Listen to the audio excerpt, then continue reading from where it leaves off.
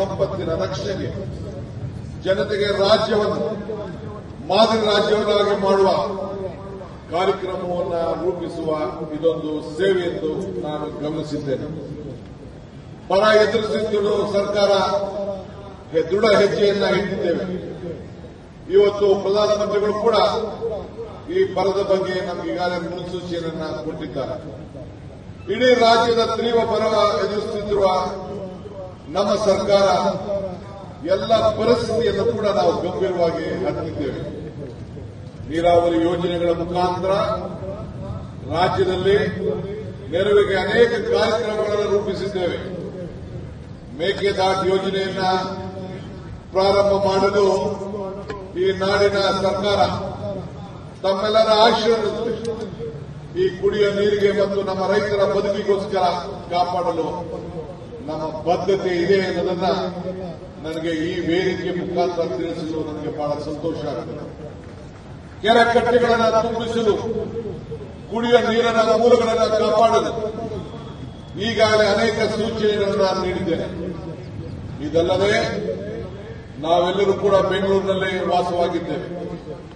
1.5 ಕೋಟಿ ಜನಸಂಖ್ಯೆ ಈ ಬೆಂಗಳೂರಿನಲ್ಲಿ ಜನತೆ ಇವತ್ತು ಬದುಕ್ತಾ ಇದ್ದಾರೆ.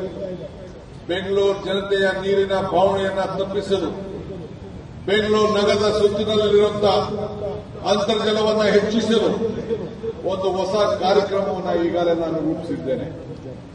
ಗ್ಯಾರಂಟಿ ಯೋಜನೆಗಳು ನಾಡಿನ ಜನರ ಬದುಕಿಗೆ ಹೊಸ ರೂಪವನ್ನು ಕೊಟ್ಟಿರುವುದು ಈ ನಾಡಿನ ಜನತೆ ತಾವೆಲ್ಲ ತಮ್ಮ 3 ವರ್ಷದಿಂದ ಅದರ ಸುಖ ಸಂತೋಷದಲ್ಲಿ, ಕಷ್ಟದಲ್ಲಿ, ಬೆಲೆ ಏರಿಕೆಯಿಂದ ತಮ್ಮಾಗ್ತಿರೋ ತೊಂದರೆಯಿಂದ ಈ ಯೋಜನೆಗಳು ನಿಮ್ಮ ಬದುಕಿಗೆ ಒಂದು ದೀಪವಾಗಿದೆ.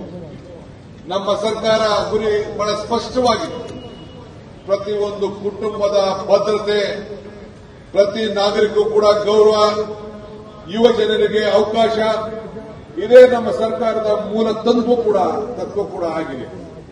ಅದಕ್ಕಾಗಿ ನಾವು ಗ್ಯಾರಂಟಿಗಳನ್ನ 5 ಪಂಚ ಗ್ಯಾರಂಟಿಗಳನ್ನ ನಮ್ಮ ಚುನಾವಣಾ ಪೂರ್ವವಾಗಿ ಕೊಟ್ಟ ಮಾತನ್ನ ಉಳಿಸಿಕೊಂಡು ನಮ್ಮ ಸಾಮಾಜಿಕ ಮತ್ತು ಆರ್ಥಿಕ ಬದ್ಧತೆಗೆ ಹಾಕಿರುವಂತಹ ಅಡಿಪಾಯ, ನಮ್ಮ ಜನರ ಮೇಲೆ ಹಾಕಿರುವಂತಹ ಒಂದು ದೊಡ್ಡ ಬಂಡವಾಳ ಸುಮಾರು 55,000 ಕೋಟಿ ರೂಪಾಯಿ ಈಗಾಗಲೇ ಎಲ್ಲ ರಾಜ್ಯದ ಎಲ್ಲ ಬಡ ಜನತೆಗೆ ಈ ಅವಕಾಶವನ್ನು ಕಲ್ಪಿಸಿಕೊಟ್ಟಿದ್ದೇವೆ.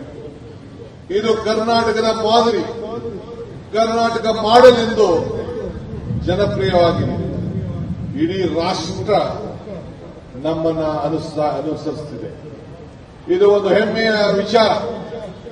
ಗೃಹಲಕ್ಷ್ಮಿ ಯೋಜನೆ ಅಡಿಯಲ್ಲಿ 1,28,00,000 ಮಹಿಳೆಯರಿಗೆ ಪ್ರತಿ ತಿಂಗಳು ಯಾವ ಮಧ್ಯಸ್ಥಿಕೆ ಇಲ್ಲದೆ 2,000 ರೂಪಾಯಿ ನೀಡಿ ಇದುವರೆಗೆ 77,000 ಕೋಟಿ ರೂಪಾಯಿಯನ್ನ ಅಧಿಕ ಮೊತ್ತವನ್ನ ಕುಟುಂಬದ ಮನೆಯ ಯಜಮಾನಿಯರಿಗೆ, ನನ್ನ ತಾಯಂದಿರಿಗೆ, ನನ್ನ ಸೋದರಿಗೆ ಖಾತೆಗಳಿಗೆ ನೇರವಾಗಿ ನಾವು ತಲುಪಿಸ್ತಾ ಇದ್ದೇವೆ. ಶಕ್ತಿ ಯೋಜನೆಯಡಿಯಲ್ಲಿ ರಾಜ್ಯದಲ್ಲಿ 3.5 ಕೋಟಿ ಮಹಿಳೆಯರು ಸುಮಾರು 796 ಕೋಟಿ ಉಚಿತ ಪ್ರಯಾಣವನ್ನ ಈಗಾಗಲೇ ಪ್ರಾರಂಭ ಮಾಡ್ತಾ ಇದ್ದಾರೆ. ಎಲ್ಲ ದೇವಸ್ಥಾನಗಳಿಗೆ, ಎಲ್ಲ ಬಂಧುಗಳಿಗೆ, ಎಲ್ಲ ನಗರಗಳಿಗೆ ಸಂಬಂಧವನ್ನು ಹೆಚ್ಚಿಸಿಕೊಳ್ಳಲು ಇಂಥ ಒಂದು ಪವಿತ್ರವಾದಂತಹ ಕಾರ್ಯಕ್ರಮವನ್ನ ಇಡೀ ಭಾರತ ದೇಶದಲ್ಲೇ ರಾಜ್ಯದ ಉದ್ದಗಲಕ್ಕೂ ಕೂಡ ನನ್ನ ಸೋದರರಿಗೆ, ತಾಯಂದಿರಿಗೆ ನಾವು ಅವಕಾಶವನ್ನು ಕಲ್ಪಿಸಿಕೊಟ್ಟಿದ್ದೇವೆ. ಇದಕ್ಕಾಗಿ 3 ವರ್ಷದಲ್ಲಿ ಸರ್ಕಾರ 15,000 ಕೋಟಿ ರೂಪಾಯಿಯನ್ನ ಅಧಿಕ ಹಣವನ್ನ ಈಗಾಗಲೇ ನಾವು ಖರ್ಚು ಮಾಡಿದ್ದೇವೆ. ಗೃಹ ಜ್ಯೋತಿ ಯೋಜನೆ 1,65,00,000 ಕುಟುಂಬಗಳಿಗೆ ಉಚಿತವಾಗಿ ನಿಮ್ಮ ಮನೆಯನ್ನ ಬೆಳಗಿಸಲು 200 ಯೂನಿಟ್ವರೆಗೂ ಕೂಡ ಪ್ರತಿಯೊಂದು ಕುಟುಂಬಕ್ಕೆ, ಬಡ ಕುಟುಂಬಗಳಿಗೆ ಹಣದ ಹೊರೆಯನ್ನ ಕಡಿಮೆ ಮಾಡಬೇಕು ಅಂತೇಳಿ ಈ ಕಾರ್ಯಕ್ರಮವನ್ನು ಹಮ್ಮಿಕೊಂಡಾಗಿದೆ. ಇತ್ತೀಚಿನ ದಿನಗಳಲ್ಲಿ ಹೊರಬಂದ ಎನ್ಎಫ್ಎಚ್ಎಸ್ಸಿ ಆರ್ಡಿಆರ್ ರಾಷ್ಟ್ರೀಯ ಕುಟುಂಬ ಆರೋಗ್ಯ ಸಮೀಕ್ಷೆ ವರದಿ ಪ್ರಕಾರ ಕರ್ನಾಟಕದಲ್ಲಿ ವಿವಾಹಿತ ಮಹಿಳೆಯರು ಎದುರಿಸುತ್ತಿರುವ ಕೌಟುಂಬಿಕ ದೌರ್ಜನ್ಯಗಳ ಪ್ರಮಾಣ ಕೂಡ ಇವತ್ತು 44%. ಅದನ್ನ ಕೇವಲ 14%ಗೆ ಇಳಿಸಿದ್ದೇವೆ ಅಂತ ಹೇಳಲಿಕ್ಕೆ ನಮ್ಮ ಸರ್ಕಾರಕ್ಕೆ ಬಹಳ ಸಂತೋಷ ತಂದಿದೆ. ನಮ್ಮ ಮುಂದೆ ದೂರದೃಷ್ಟಿ ಅಭಿವೃದ್ಧಿಯ ಗುರಿಯಿದೆ. ನೆಮ್ಮದಿಯ ನಾಡಿನ ಕರ್ನಾಟಕವನ್ನು ಕಟ್ಟಲು ಹೊಸ ನೀಲಿ ನಕ್ಷೆಯನ್ನ ಈಗಾಗಲೇ ನಾವು ಸಿದ್ಧಪಡಿಸಿದ್ದೇವೆ. ಇವತ್ತು ಹಿಂದೆ 3 ವರ್ಷಗಳ ಕಾಲ ಗೌರವಾನ್ವಿತ ಮಾಜಿ ಮುಖ್ಯಮಂತ್ರಿಗಳಾದ ಸಿದ್ದರಾಮಯ್ಯನವರು, ನಾವು ನಮ್ಮ ಸಂಪುಟದ ಸಹೋದ್ಯೋಗಿಗಳು ನಾವೆಲ್ಲ ಸೇರಿ ಭಾರತದ ಬಲ, ಕರ್ನಾಟಕದ ಬಲ ಎಂದು ನಮ್ಮ ರಾಜ್ಯದ ಭಾರತದ ಅತ್ಯಂತ ಬಲವಾದಂತಹ ಆರ್ಥಿಕ ಶಕ್ತಿಗೆ ಒಂದಾಗಿದ್ದೇವೆ ಅನ್ನೋದನ್ನ ನಾವು ತೋರಿಸಿದ್ದೇವೆ. ನಮ್ಮ ರಾಜ್ಯದ ತಲಾ ಆದಾಯ 4.33 ಲಕ್ಷ ತಲುಪಿದೆ.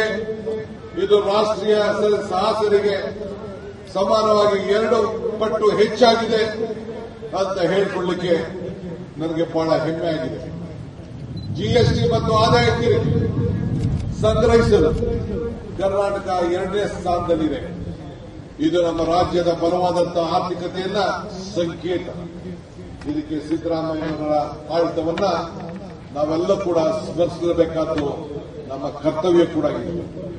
ಶಿಕ್ಷಣ, ಆರೋಗ್ಯ, ಕೃಷಿಗೆ, ಕೈಗಾರಿಕೆಗೆ ಮತ್ತು ಮೂಲ ಸೌಕರ್ಯಗಳಿಗೆ ಹೂಡಿಕೆ ಮಾಡಿ ಕರ್ನಾಟಕದ ಆರ್ಥಿಕತೆಯಲ್ಲಿ ಇನ್ನಷ್ಟು ಬಲಪಡಿಸುವ ಗುರಿಯನ್ನು ನನ್ನದು ಕೂಡ ಆಗಿದೆ. ಈ ಮೂಲ ಕರ್ನಾಟಕದ ಆರ್ಥಿಕತೆಯ 2047ರ ಹೊತ್ತಿಗೆ ಈ $3 ಟ್ರಿಲಿಯನ್ ಅಂದರೆ 320 ಲಕ್ಷ ಕೋಟಿ ರೂಪಾಯಿಗಳನ್ನ ಏರಿಸುವ ಗುರಿಯನ್ನ ನಾವೀಗಾಗಲೇ ಇಟ್ಕೊಂಡಿದ್ದೇನೆ. ಯುವ ಕರ್ನಾಟಕ, ನವ ಭಾರತ ನಮ್ಮ ಕೂಗಿನ ನಮ್ಮ ಸ್ಪಂದನೆ ಕೂಡ ಆಗಿದೆ. ಇತ್ತೀಚಿನ ಶಿಕ್ಷಣ ಮತ್ತು ಉದ್ಯೋಗ ಕ್ಷೇತ್ರದಲ್ಲಿ ಉಂಟಾಗಿರುವ ಯುವ ಜನತೆಯಲ್ಲಿ ಅಂತಕವನ್ನು ಮೂಡಿಸಲು ಈಗಾಗಲೇ ಭಾರತದ ಯುವ ಜನರ ದೇಶ, ಇಡೀ ನಮ್ಮ ಭಾರತ ಯುವ ಜನರ ದೇಶ. ಅದರಿಂದ ಅದನ್ನ ಬಲವಾಗಿ ಕರ್ನಾಟಕವನ್ನು ಕಟ್ಟಲು ನಮ್ಮ ಸರ್ಕಾರ ಯುವ ಜನರ ಮೇಲೆ ಹೆಚ್ಚು ಬಂಡವಾಳವನ್ನು ನಾವು ಹೂಡಿಕೆಯನ್ನು ನಾವು ಮಾಡ್ತಾ ಇದ್ದೇವೆ. ಆದ ಕಾರಣ ಯುವ ಕರ್ನಾಟಕ, ನವ ಭಾರತ ನನ್ನ ಧ್ಯೇಯ ವಾಕ್ಯವಾಗಿದೆ. ಆದ್ದರಿಂದ 1949ರ ಅಕ್ಟೋಬರ್ನಲ್ಲಿ ಅಂದಿನ ಪ್ರಧಾನಮಂತ್ರಿಗಳಂತ ನಮ್ಮ ಪಂಡಿತ್ ಜವಾಹರ್ಲಾಲ್ ನೆಹರು ಅಂದಿನ ಮೊದಲು ಭಾರತೀಯ ನ್ಯೂ ಇಂಡಿಯಾ ಎಂಬ ಮಾತನ್ನ ಘೋಷಿಸಿದರು. ನವ ಭಾರತ ಎಂಬುದನ್ನ ಕೇವಲ ಒಂದು ಘೋಷಣೆಯಾಗಿ ಅವರು ಉಳಿಯಲಿಲ್ಲ. ದೇಶದ ಉದ್ದಗಲಕ್ಕೂ ಕೂಡ ಉನ್ನತ ಶಿಕ್ಷಣ ಸಂಸ್ಥೆಗಳು, ಅಣೆಕಟ್ಟುಗಳು, ಕೈಗಾರಿಕೆಗಳು, ಅಧ್ಯಯನ ಮತ್ತು ಸಂಶೋಧನೆಯ ಕೇಂದ್ರಗಳನ್ನಾಗಿ ಸ್ಥಾಪಿಸಿದರು. ನೆಹರೂರವರ ನವಭಾರತ ದೂರದೃಷ್ಟಿ ಮತ್ತು ಕೆಲಸ ಮಾಡುವ ರೀತಿಯಲ್ಲಿ ಈಗಾಗಲೇ ನಾವು ಪ್ರೇರಣೆಯಾಗಿ ಯುವ ಕರ್ನಾಟಕ ಭಾರತದ ಒಂದು ಕರ್ನಾಟಕವಾಗಿ ಇವತ್ತು ನಾವು ಕೆಲಸವನ್ನು ನಾವು ಮಾಡ್ತಾ ಇದ್ದೇವೆ. ನಮ್ಮ ರಾಜ್ಯದ ಪರೀಕ್ಷೆಯ ಪದ್ಧತಿಗೆ ಈಗಾಗಿರುವಂತಹ ಅನೇಕ ಸಮಸ್ಯೆಗಳನ್ನು ತಾವೆಲ್ಲ ಗಮನಿಸ್ತಾ ಇದ್ದೀವಿ. ಅದಕ್ಕೋಸ್ಕರ ವೈಜ್ಞಾನಿಕ ಬದಲಾವಣೆಯನ್ನ ತರಲು ಪರಿಣಿತ ಅಧಿಕಾರಿ ಸಮಿತಿಯನ್ನ ಈಗಾಗಲೇ ನಾನು ರಚಿಸಿದ್ದೇನೆ. ಅವರು ಒಂದು ಪಾರದರ್ಶಕವಾದಂತಹ ಕಾರ್ಯಕ್ರಮವನ್ನು ಈಗಾಗಲೇ ರೂಪಿಸ್ತಾ ಇದ್ದಾರೆ.